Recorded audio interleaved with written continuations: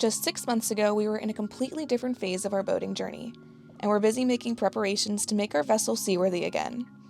At the time, it felt like endless projects, but each one was vital to bringing our boat back to life and ensuring it was ready for the adventures ahead. We spent countless, and I do mean countless, hours upgrading old and broken systems, sanding and painting the hull, and not to mention lots of plumbing and electrical work. It was definitely a labor of love, driven by the dream of setting out on the water. Now here we are about to embark on our first offshore passage down the coast of New Jersey. It's amazing to look back at how far we've come, not just at getting our boat ready, but in completely changing our lives and following this crazy dream of ours. When we finally left the marina in Ohio, our big goal was to get ourselves down to the Chesapeake Bay, and now for the first time, it feels like that's almost within our reach. We've been very hesitant to look beyond the Chesapeake Bay and plan where we'd like to go next. I think part of it was due to fear that something was going to go wrong and our boat would end up in a marina for another several months, and another part was fear that maybe we just weren't cut out for this lifestyle like we were hoping. But now, as we get ready to start this next leg of our journey and set sail even closer to the Chesapeake Bay, this trip doesn't just feel like a celebration to how far we've grown as sailors, but to the adventures that lie ahead. Good morning. Just a quick update on what's going on. We've been at Highlands for a week now. We got in last Sunday. Today's Sunday, and it actually looks like I shouldn't say it looks like we are leaving this morning. We just did all of our preparations. We got the dinghy up out of the water, got the outboard engine off, and that's secured onto the boat. And then took Aspen for a nice walk this morning, because for the next 18 to 24 hours, depending on how the wind goes, but we are going to be sailing our way down to the Delaware Bay. So, a little nervous. I don't know if we slept much last night, but yeah, time has finally come.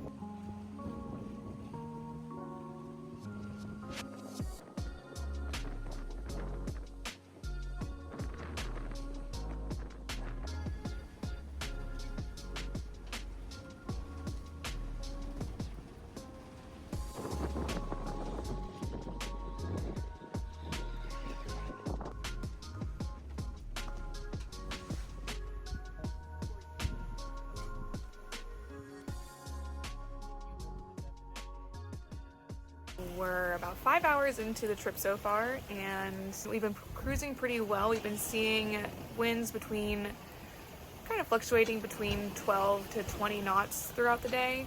So we've been cruising between 6 to 8 knots, which is great for our boat.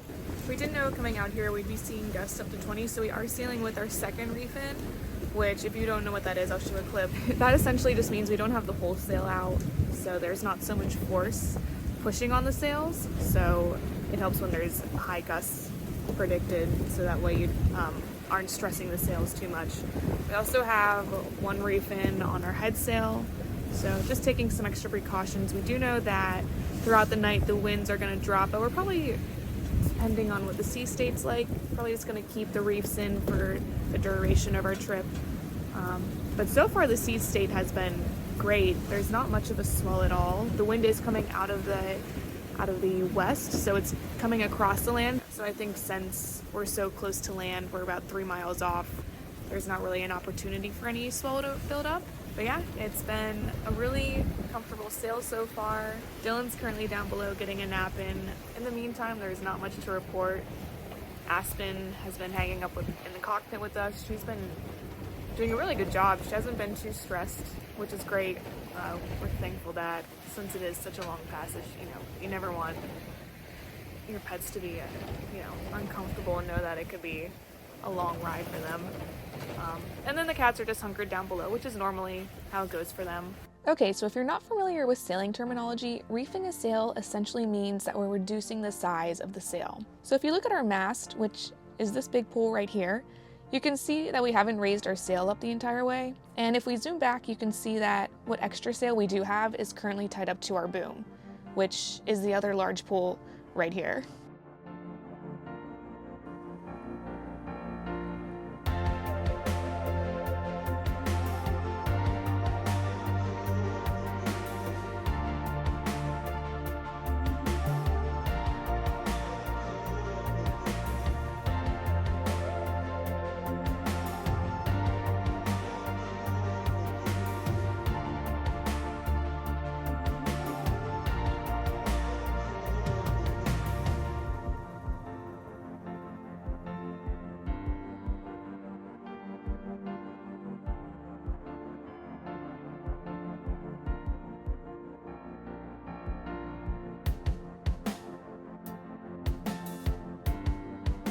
The rest of our sail went surprisingly well, and we had a comfortable sail throughout the night.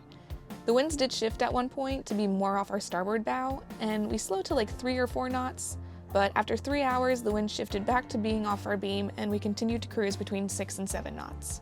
As the sun rose, the winds did fall, and we did have to finish the last 2 hours of our trip by motoring into Lewes, Delaware, where we stayed for the remainder of the day and then got some much needed sleep that night.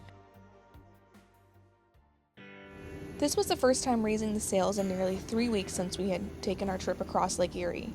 Call it a stroke of luck, but this was easily one of our best sails to date.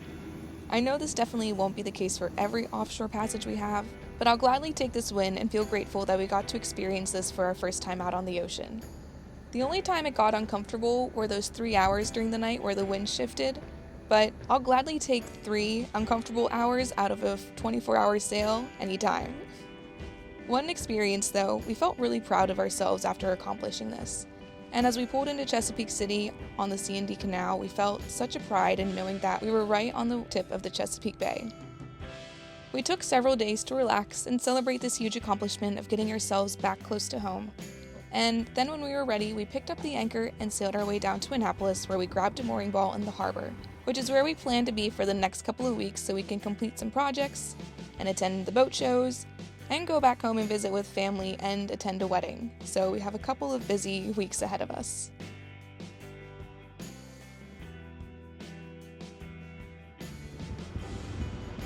We made it here to Annapolis a couple weeks ago. It's been a very cloudy and rainy couple weeks. We finally just started getting some sun, some clear weather. It's Sunday morning, so today we are going to take care of some maintenance items. We have to change the Raycor fuel filter for the Yanmar diesel engine, and then we also want to change the outboard engine oil. We finally hit the, I would say, around 10 hours of the initial break-in, so we're going to go ahead and change that out. I really apologize that these next few clips are a bit of a hodgepodge of the projects throughout the day. Our GoPro footage became corrupt, and these next few clips are all I was able to recover from the mess. Yeah, it really sucks.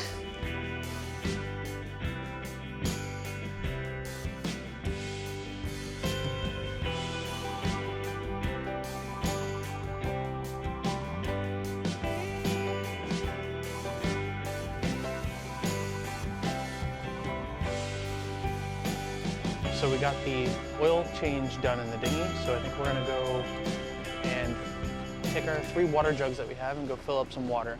The boat show is quite busy today. It's the last day of the powerboat show.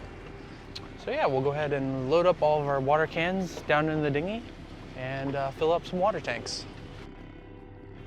So the one downside to being here on the front 40 during the boat show is all these powerboats make this whole area incredibly choppy.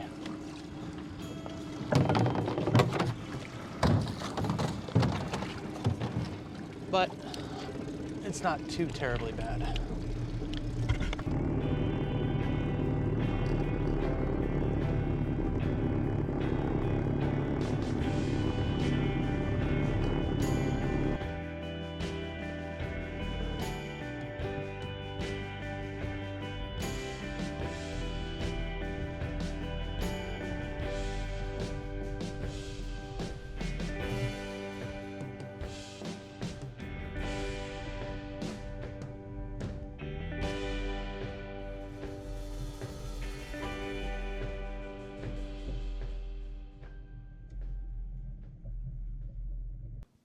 We also bought new chain for our boat earlier in the week and replaced our old one while on the mooring. After completing our projects for the day, we headed over to the powerboat show and got a chance to go out with the guys from Zodiac on their new X10 center console, which had twin 400 outboard engines. Just a tad bit faster than our 15 horsepower dinghy, it was honestly such a blast considering we're not used to going anywhere near as fast as this on the water.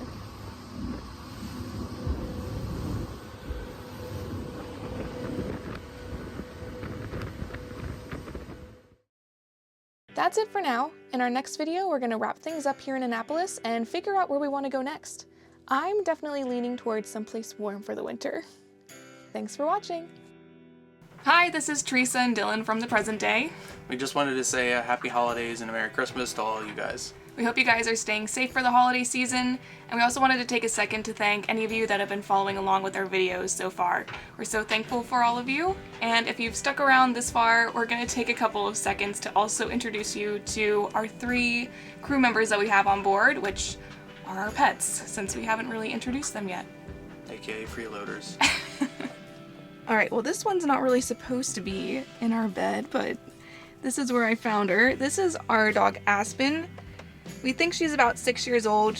All 3 of our pets are rescues. We rescued her during COVID, so she's our little COVID Velcro dog. Her 2 main breeds are part lab and part chow chow, but she's basically just a big old super mutt is what we call her. Huh. You big old mutt. Yeah. Hi. This guy right here is Steele. He is 6 years old. I rescued him from an acquaintance. He's normally down below, so he hasn't really been in much footage, just because during the daytime he likes to kind of hang out underneath our table in the saloon. He's more of a night owl. And then over here we have Flurry. She's my 10-year-old calico, who I also adopted I got her from the SPCA, and she's our little pretty lady on board. But yeah, call us crazy for having 3 pets on board. I know it definitely feels crazy at times trying to get around with so many obstacles, but they definitely make it a lot more interesting having them out with us. Jokes aside, I am so thankful that we're able to have our pets on the boat with us. All 3 of them have adjusted really well to living on the boat. If anything, they're still a little bit scared of our engine when it turns on, but they're all kind of at a point now where they know where they like to go in the boat to make them feel safe.